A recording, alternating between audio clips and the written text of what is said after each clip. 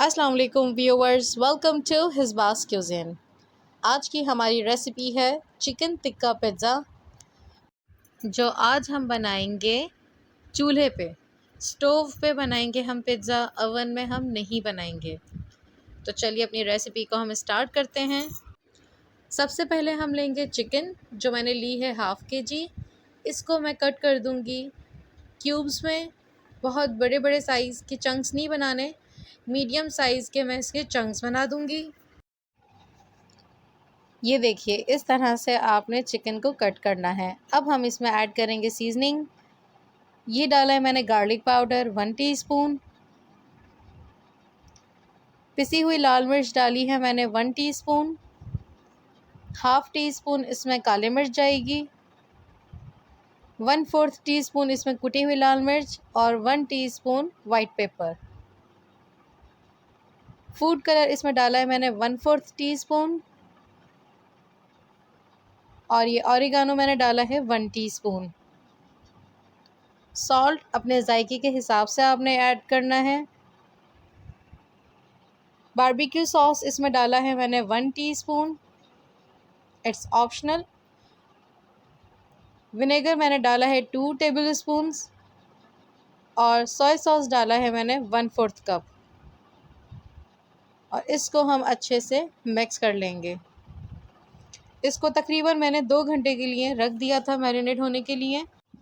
اور اب ہم اپنی چکن کو تیار کریں گے۔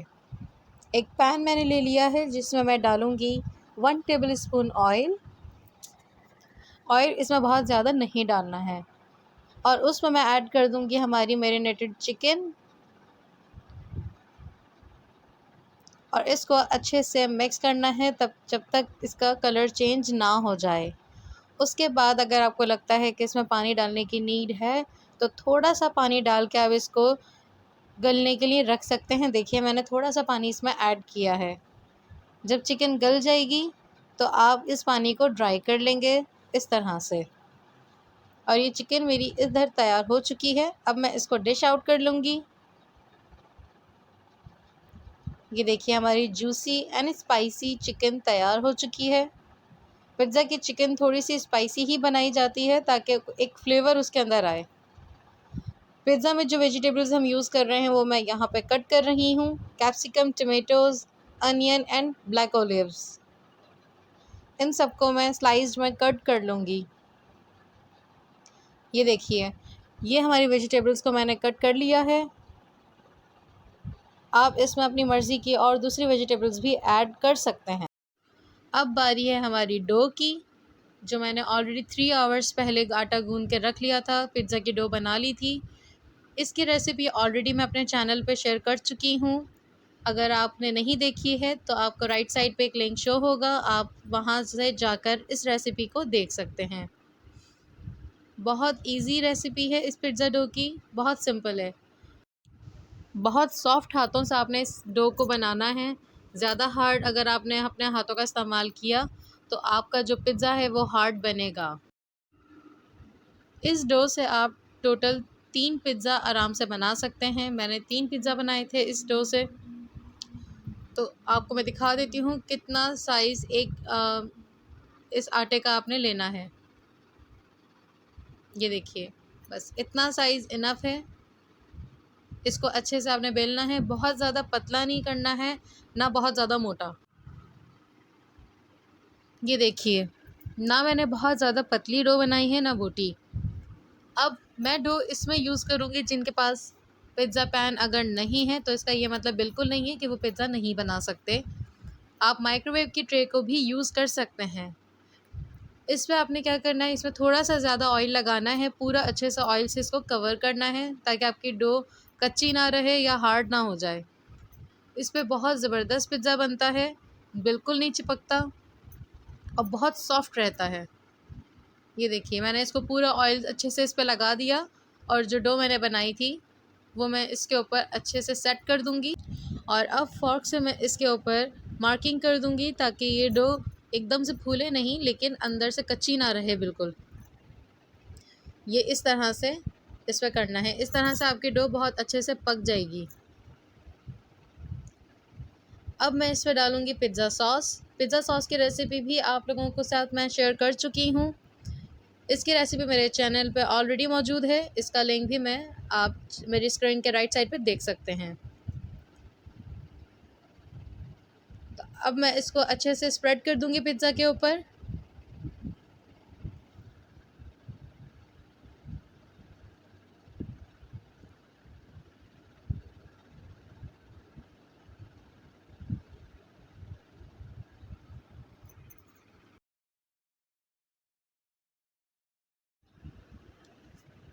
اچھے سے آپ اس ساس کو پوری ڈو پہ لگا دیں. اب ہم اس میں ڈالیں گے چیڈر چیز. چیڈر چیز یہاں ہم صرف فلیور کے لیے ڈال رہے ہیں. اور پھر میں اپنی جو چکن ہم نے ریڈی کی تھی اس کے پیسز رکھوں گی. اور ویجیٹیبلز آپ اپنی مرضی کے ویجیٹیبلز اس میں ایڈ کر سکتے ہیں. اور اب ہم ڈالیں گے اوپر سے موزریلا چیز یا پتزا چیز. اگر آپ کے پاس پتزا چیز ہے تو آپ وہ بھی اس میں یوز کر سکتے ہیں. ادروائز موزریلا سے بہت اچھا فلیور آتا ہے. اس کو اچھے سے کور کر دیں گے پوری چیز کے ساتھ.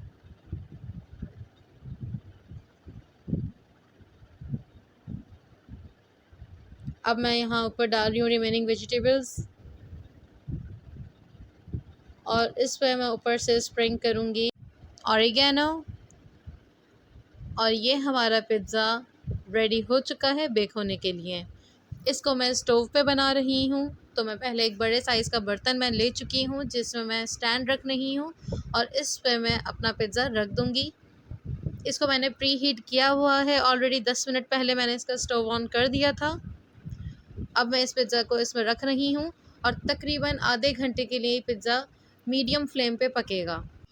پتزا کو آپ 20 منٹس بعد چیک کیجیے گا ٹوتھ پک سے اس کی ڈو کو کہ یہ کچی تو نہیں ہے. تاکہ صرف چیز میلٹ ہونا ضروری نہیں ہے. اس میں ڈو کا خاص خیال رکھنا ہے کہ یہ کچی نہ رہے. اور ہمارا مزیدار سا سافٹ اینڈ جوسی پتزا تیار ہو چکا ہے.